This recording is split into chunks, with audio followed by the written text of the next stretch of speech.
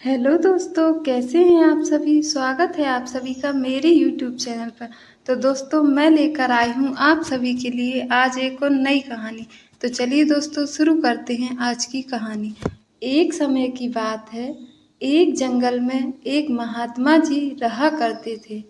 उनके पास दूर दूर से बच्चे शिक्षा लेने आते थे। 3 लड़के अलग अलग गांव से उनके पास शिक्षा लेने आए थे, जो कि उन्हें काफ़ी टाइम हो चुका था। एक दिन महात्मा जी ने उन तीनों लड़कों को बुलाकर कहा, देखो अब तुम्हारी शिक्षा पूरी हो चुकी है। अब तुम तीनों अपने अपने गांव में जाओ और अपने गृहस्थ आश्रम में रहना, और मैंने तुम्हें जो भी ज्ञान दिया है उन्हें दूसरों को बांटना। और तीनों को एक एक चने की पोटली देते हुए कहा कि इन पोटलियों में चने हैं, पर यह कोई साधारण चने नहीं है। इनमें जो चने हैं उसका उपयोग कैसे करना है यह मैंने तुम्हें अच्छे से सिखाया है। मैं कुछ समय बाद तुम तीनों के पास यह चने तुमसे वापस लेने आऊँगा। इतना सुनकर तीनों बालक गुरुजी को प्रणाम कर अपने अपने गांव चले जाते हैं। 2 साल हो जाते हैं।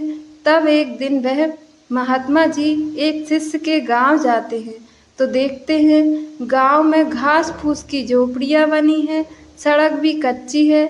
शिष्य के घर तक जाने के लिए रास्ता भी ठीक नहीं है। वह उस शिष्य के घर पहुंचते हैं तो वह गुरु का आदर सत्कार करता है।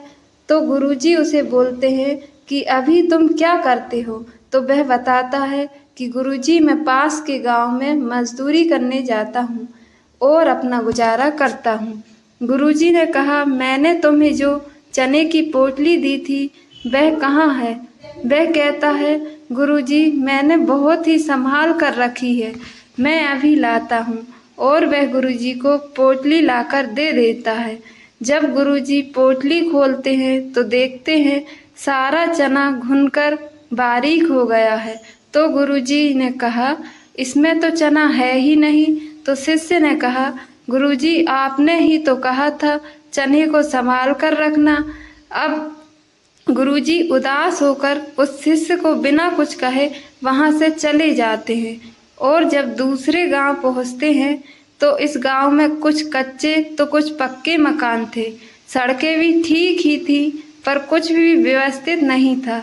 अब गुरुजी अपने दूसरे शिष्य के घर पहुंचते हैं। वह भी गुरुजी का बहुत अच्छे से सत्कार करता है। गुरुजी जब अपने शिष्य से कहते हैं, मैंने तुम्हें जो ज्ञान रूपी पोटली दी थी वह कहाँ है।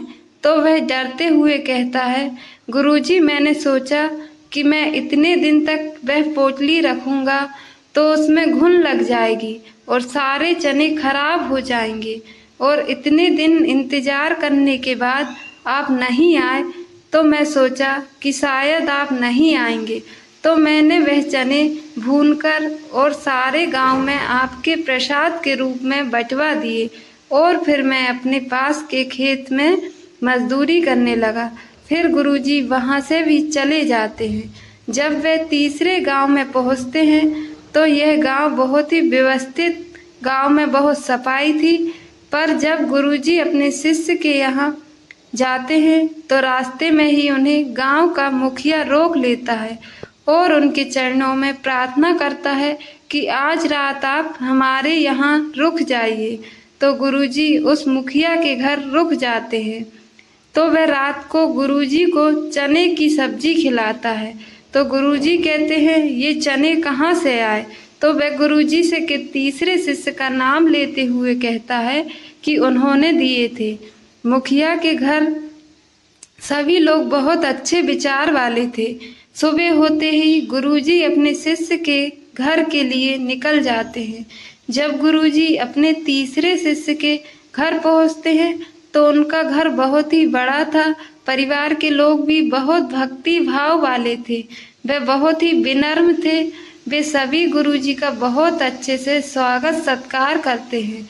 गुरुजी कहते हैं कि वह ज्ञान की पोटली कहाँ है जो मैंने तुम्हें दी थी। शिष्य कहता है, जी गुरुजी, अभी लाया। और वह पोटली लाकर गुरुजी को दे देता है। गुरुजी जब वह पोटली खोलते हैं तो देखते हैं इसमें बहुत ही सुंदर और बड़े बड़े चने थे। गुरुजी ने बोले ये चने तो खराब ही नहीं हुए, ऐसे कैसे हुआ? तब शिष्य कहता है गुरुजी आपने ही कहा था कि ये ज्ञान रूपी चने की पोटली है, और मैंने आपसे शिक्षा में सीखा पाया था कि ज्ञान को जितना बांटोगे वह उतना ही बढ़ेगा। अगर ज्ञान को बांटोगे नहीं तो वह उसमें घुन लग जाएगा और वह नष्ट हो जाएगा। तो मैंने सोचा कि अगर मैं इस ज्ञान को नहीं बांटूंगा तो यह नष्ट हो जाएगा, और जब गुरुजी आएंगे तो मैं उन्हें यह पोटली कैसे वापस करूंगा। मैंने अपने पीछे वाली जमीन खेती योग्य तैयार किया और अनुकूल मौसम में इस पोटली के चने को बो दिया। इससे अच्छी उपज हुई, और जो भी उपज हुई मैं दूसरे साल उसे फिर से बो दिया, और तीसरे साल कई बोरा चने हुए, जिससे मैंने अपने गांव के और आसपास के गांव के लोगों को बुलाकर बांट दिया। और उसके साथ साथ अब आपने जो मुझे ज्ञान दिया था मैंने वह भी उन्हें बांट दिया, और मैंने उनसे कहा कि वह उस ज्ञान को और भी लोगों को बांट। तो गुरुजी कहते हैं कि हाँ, इसलिए इस गांव के लोगों का स्वभाव इतना सरल है और सब आपस में मिलजुल कर रहते हैं, इसलिए इनका जीवन बहुत अच्छे से चलता है। गुरुजी ने कहा तुमने मेरे ज्ञान से पूरे गांव को रोशन कर दिया, मैं तुमसे बहुत खुश हूँ। तो दोस्तों, आपको आज की कहानी कैसी लगी कमेंट में ज़रूर बताएं, और चैनल को सब्सक्राइब और वीडियो को लाइक कर दीजिए। मिलते हैं दोस्तों अगली वीडियो में।